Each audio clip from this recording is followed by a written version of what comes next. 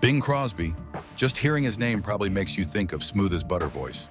But what if I told you his real-life story wasn't as sweet as his songs?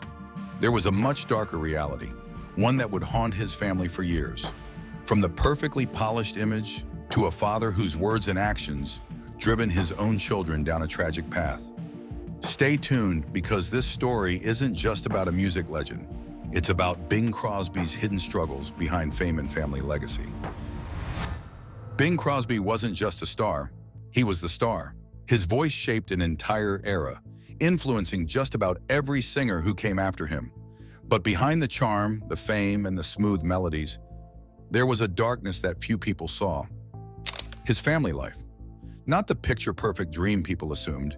In fact, his personal struggles and confessions cast a long, painful shadow, one that eventually led two of his sons down a tragic path. But what was it about his private life that became so unbearable? And how did his own words contribute to the heartbreaking choices his children made?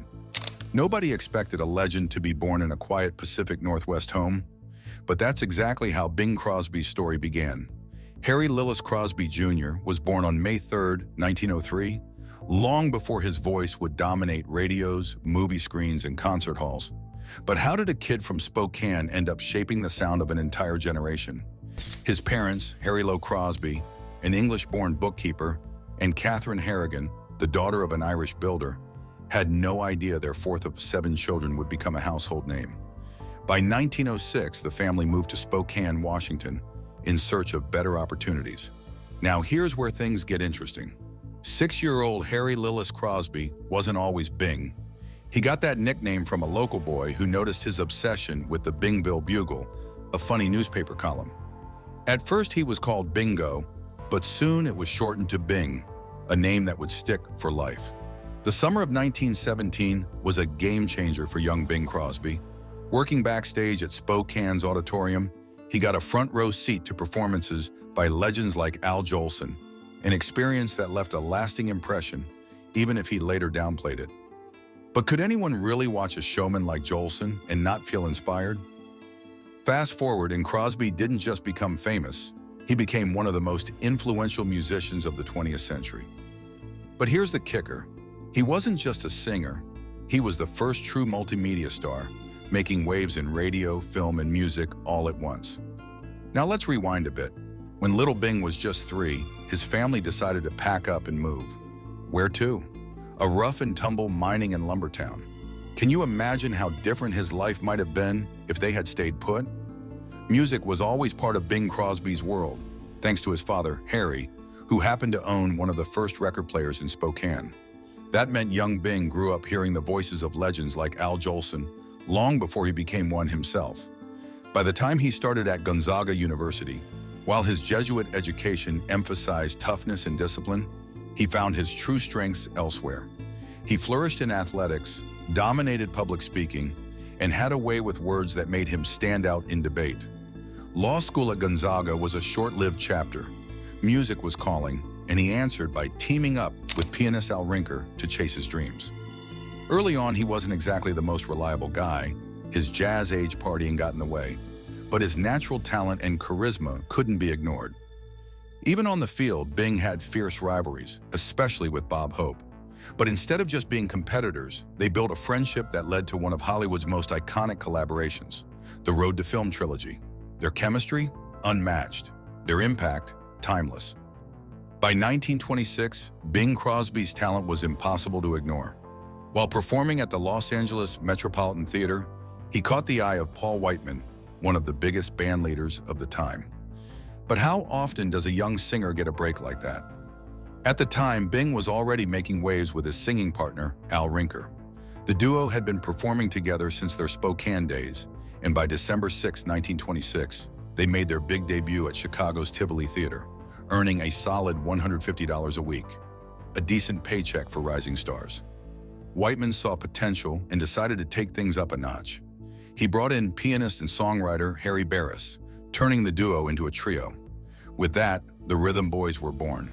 The group didn't just sing, they helped define the sound of the era, working alongside legendary names like Mildred Bailey, Hoagy Carmichael, Eddie Lang, Tommy and Jimmy Dorsey, and Bix Beiderbecke. Their voices, style, and harmonies were something fresh, and the music world was paying attention. He had risen to become the leading voice of the Rhythm Boys by 1928. His jazz-infused take on Old Man River became his first #1 hit, and it was clear he had something special. But when one voice starts to shine a little too brightly in a group, tensions are bound to rise, right? Bing and the rest of the Rhythm Boys weren't exactly thrilled with how things were going under Paul Whiteman, so they made a bold move, leaving to join the Gus Arnheim Orchestra. Once they signed with Brunswick Records, though, it became clear who the real standout was. Bing's voice took center stage, and the others found themselves fading into the background. It wasn't long before disagreements led to a split, and just like that, the Rhythm Boys were no more. But for Bing, this was just the beginning. Stepping out on his own, he delivered hit after hit, including At Your Command, I Surrender Dear, and Wrap Your Troubles in Dreams, all written by his former bandmate. Bing Crosby didn't just find success in the 1930s, he defined it. His smooth, effortless voice made him one of the most famous vocalists of the decade, landing him in 10 of the top 50 songs in 1931, either solo or alongside other artists. In 1932, he made a splash on the big screen with The Big Broadcast, his first feature film.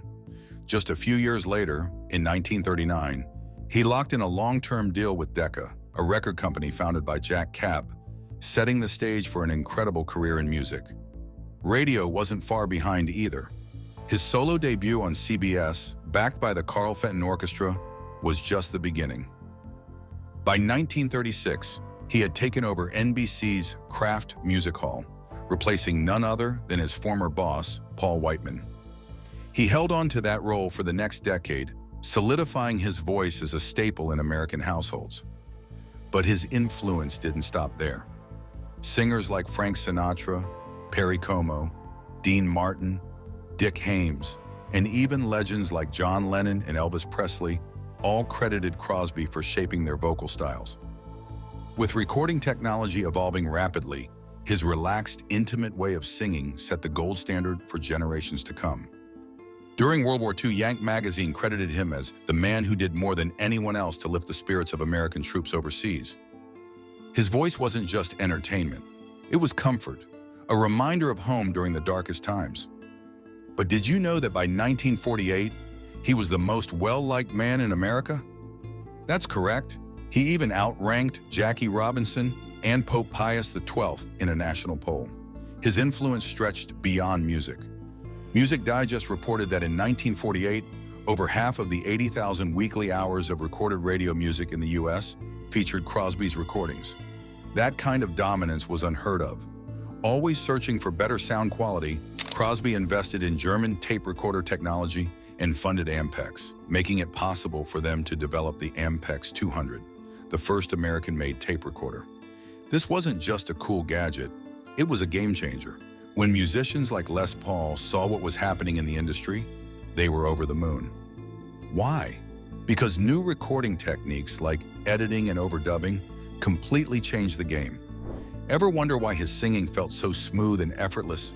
It wasn't just talent, it was his complete mastery of the microphone. He knew exactly how to control his tone, his breath, and even the smallest details in his delivery. No wonder people all over the world were hooked on his deep, rich voice. And get this, he wasn't just a radio guy, he made the jump to movies and nailed it, which is a big reason why his legacy lasted so long. But here's where things get complicated. Behind the scenes, his personal life wasn't as polished as his performances. He struggled with drinking, and his family life was far from picture perfect. His relationship with his wife, Dixie, and their kids, messy. Some say he was too strict, while others defend him. Then came 1952, when Dixie passed away. That hit him hard and left a deep mark, both personally and professionally. It was a turning point in his life, one that he never fully recovered from. Even with the challenges he faced off stage, his impact on entertainment, both artistically and technologically, remains unmatched. His influence didn't just fade with time, it shaped the industry in ways still felt today. But here's the thing, while everyone knew his voice, very few really knew the man behind it. Even his close friends, like Phil Harris, admitted that Crosby was a tough guy to figure out. Ever wonder what it's like to be famous, but still a mystery to those around you? When he took on the role of Frank Elgin in The Country Girl, people weren't sure he could pull off such a serious, troubled character. Can you imagine the pressure? But he proved the doubters wrong, delivering a performance that impressed even the harshest critics. Of course, Crosby wasn't just a singer and actor. He was a moment. During World War II, his rendition of White Christmas became more than just a song. It was a lifeline, bringing comfort and nostalgia to soldiers and families alike. Think about it. How many artists today have a song that's still as iconic decades later? Outside of entertainment, he had a life full of passion projects. He loved baseball and horse racing, and even gave back in a big way, leaving a significant donation to Gonzaga University. But despite his success, his personal life wasn't all glitz and glamour. His parenting? Far from perfect. His sons, Dennis, Lindsay, and Gary, grew up in Hollywood's spotlight. But they faced their own set of struggles, ones that had nothing to do with fame and everything to do with personal battles. Their stories tell a deeper, more painful truth about life behind the public eye. Take Lindsay Crosby, for example. Born in Los Angeles on January 5, 1934, he was the son of Bing and Dixie Lee. Appears glamorous, doesn't it? And in some ways it was. The Crosby family had wealth, status, and a front-row seat to Hollywood's golden era. But with all that came expectations, huge ones.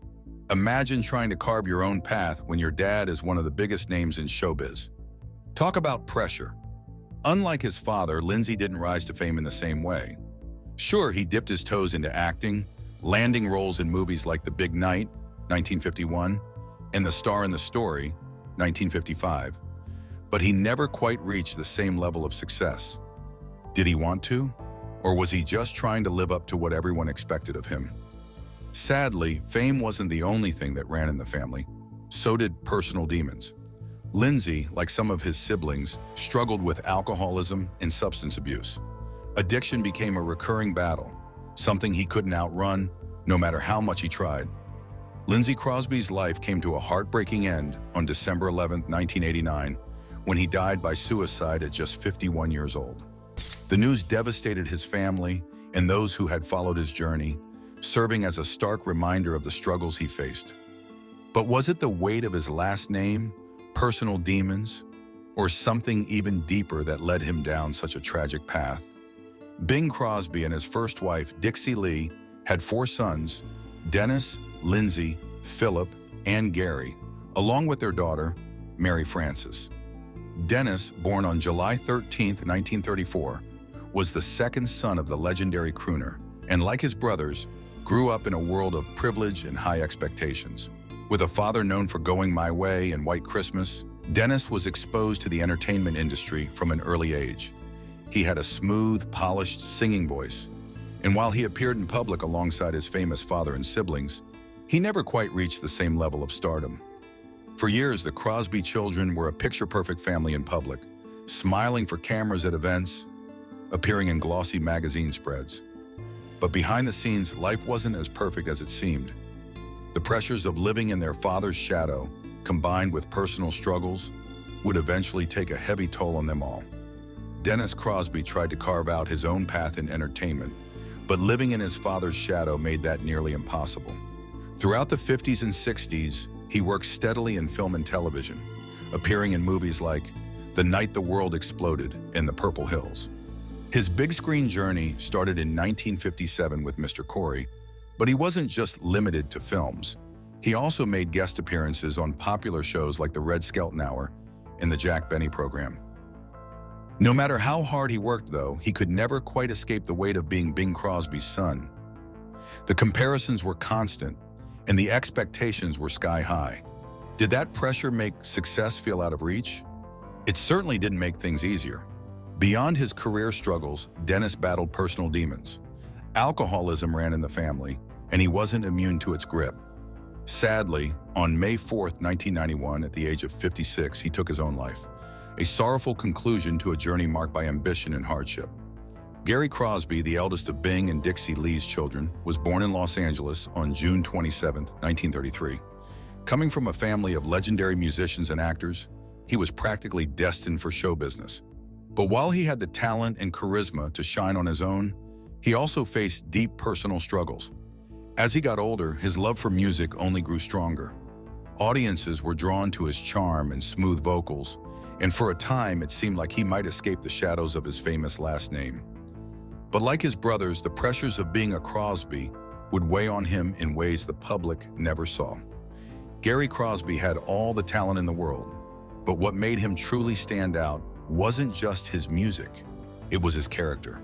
While fame had a way of changing people, he never let it go to his head. Instead of chasing the spotlight for personal gain, he used his platform for something bigger, speaking out against injustice. At a time when discrimination was the norm, he wasn't afraid to challenge it. Of course, growing up as the eldest son of Bing and Dixie came with its perks. He had access to a life most could only dream of, watching his father dominate Hollywood and the music industry. His younger brothers, Lindsay, Philip, and Dennis, looked up to him, and in many ways he set the tone for what it meant to be a Crosby kid. Following in his father's footsteps seemed like the natural path, and he embraced it. He wanted to be known for his voice, his stage presence, and his acting skills. His big break came early when he performed on the Bing Crosby Show, his father's popular radio program. That moment set the foundation for a career that would blend music, theater, and a passion for social change. Even before the U.S. entered World War II, Gary had a sense of responsibility beyond entertainment. In 1941, he delivered a speech to high school students, urging them to stay informed and engage with the world around them. He wasn't just another Hollywood kid. He was someone who wanted to make a difference. Fast forward to 1946, and Bing was at the top of his game in the radio world. But he wasn't satisfied yet. He had a big idea. He wanted to pre-record his live shows so they could be played back later. Seems straightforward, doesn't it? Well, not exactly. NBC, his network at the time, had a strict no recordings rule. Most people would have just accepted it and moved on. But not Bing. He wasn't about to let a little rule stand in his way. So what did he do? He jumped ship to ABC, a network with a pretty shaky reputation, but a willingness to try something new.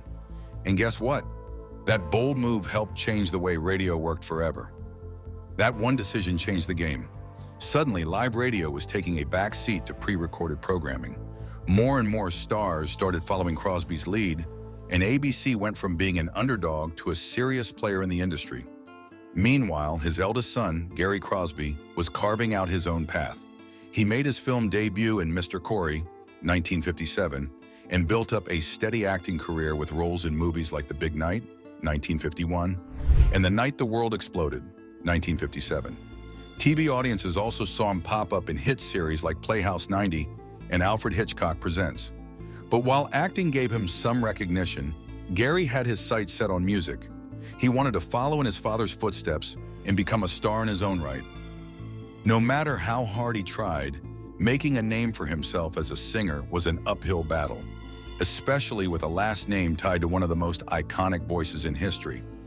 Gary Crosby may have carried a famous last name, but carving out his own success in music proved to be a tough road.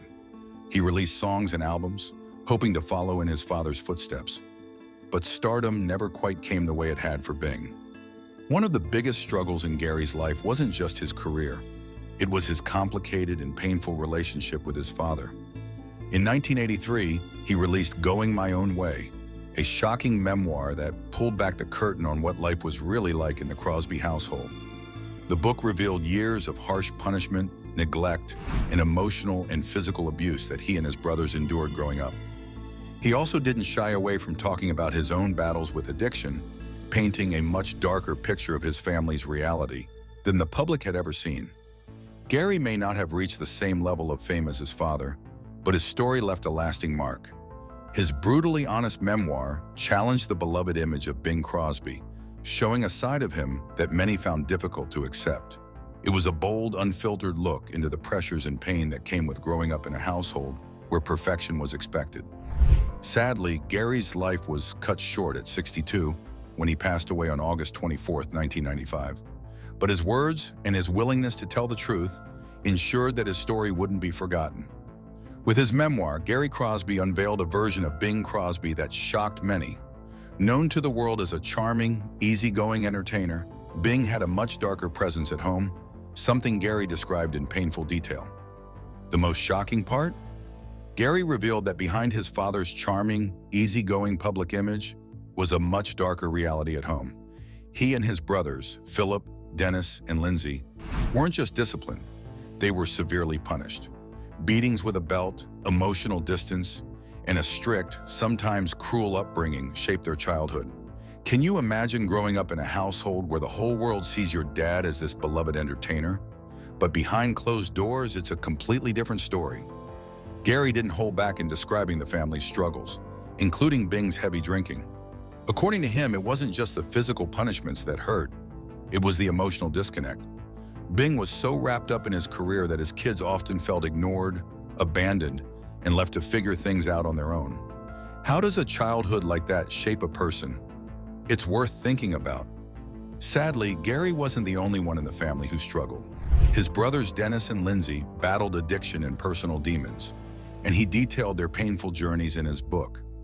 What started as a memoir about his own life ended up exposing deep cracks in the Crosby family, problems that had been hidden behind Hollywood's shiny exterior for decades. Reactions to the memoir were mixed. His twin brother Dennis didn't seem too interested in digging up the past and brushed the book off as Gary's business. He admitted that his brother had every right to be angry, but didn't outright deny his claims. On the other hand, Lindsay, the youngest of the Crosby brothers, fully supported Gary's decision to share the truth. He hoped the book would finally set the record straight and put an end to the myths surrounding their famous father. Gary's story wasn't just about living in his father's shadow. It was about breaking free from it, even if it meant telling a truth the world wasn't ready to hear. Lindsay's support for Gary's book was unexpected, especially since he was often considered Bing's favorite among the four brothers. But even those who had been closest to their father couldn't ignore the revelations Gary made. His public statements shook up the Crosby family, forcing many to reevaluate what they thought they knew. Not everyone was on board with Gary's version of events. Bob Crosby, Bing's younger brother, was quick to defend him. At 69 years old, Bob claimed he never saw any physical punishment happening in their family. But does that change the fact that it happened? Or was it just something that stayed behind closed doors? Now let's talk about Philip Crosby. Full name, Philip Lang Crosby, born on July 13, 1934, in Los Angeles. Being the eldest in a famous family probably came with its own set of challenges. Don't you think? Imagine having a world-famous father and trying to carve out your own identity. No expectations, of course. Philip had a big family of his own, his children, Mary Elizabeth, Dixie Lee, Flip, and Philip Jr. But he also had three half-siblings, Harry, Mary Frances, and Nathaniel, from Bing's second marriage to Catherine Grant. Like the rest of the Crosby kids, Philip pursued an entertainment career, following in his father's footsteps. He had a steady run in show business, but like his brothers, he could never quite reach the level of stardom that came so effortlessly to Bing. Philip Crosby had a life that was anything but predictable. He dabbled in acting, playing a younger version of his father's character, Jim Hardy, in Holiday Inn, 1942. He also made guest appearances on TV and even shared the stage with his legendary dad from time to time. But Philip wasn't one to stick to just one career. He wore many hats over the years, including stockbroker and Marine. By 1983, Philip Crosby took the stage for the last time at a Burbank Elks Club event. During an interview with People magazine, he admitted it had been a full year since his last performance. By then, his life had taken several twists and turns. He had already been married 4 times. 3 of his wives were showgirls from Las Vegas, and he had his fair share of trouble with the law. In 1980, he was arrested multiple times for drunk driving, despite spending 18 months in a substance abuse support group. Eventually, he told the magazine he had given up drinking, but like many in his family, the battle with addiction was lifelong. Philip's privileged upbringing was evident even in his college days. According to Chuck Morrell, his former roommate, and a standout fullback, Bing once had a brand new Chevrolet delivered to Philip by a chauffeur. No matter how many different paths he explored, he always stayed connected to the entertainment world through his family. But the weight of being a Crosby wasn't easy to carry. Like his brothers, Philip struggled with alcoholism and personal demons that followed him throughout his life. Those struggles affected both his career and his relationships. Philip Crosby passed away on January 13, 2004, at 69, adding to the tragic losses of family. For those who knew him, his death was painful for the struggles that came with being a Crosby child. Even Bing Crosby himself had admitted that he wasn't the perfect father. In a 1959 interview, he opened up about his regrets, acknowledging that he fell short in parenting. Was it too much discipline? Too little emotional support? Maybe both. He admitted to spoiling his kids financially while at the same time expecting strict discipline and hard work. But despite giving them every material advantage, he felt like he hadn't given them what truly mattered: his time and attention. Bing didn't shy away from taking responsibility, saying that he and Dixie tried their hard as parents. But was that enough? Lindsay Crosby had a complicated reaction to his father's public confession. He had always defended Bing, but reading his father's words in an interview was deeply upsetting. It wasn't easy for him to hear that his dad felt like he had failed them. When asked about it, Bing explained that all he had wanted was to give his sons just a little of what his father had given him. But even in saying that, there was frustration, a lingering feeling that no matter what he did, it somehow wasn't enough. Bing Crosby's legendary career came to an end on October 14, 1977, when he passed away at the age of 73.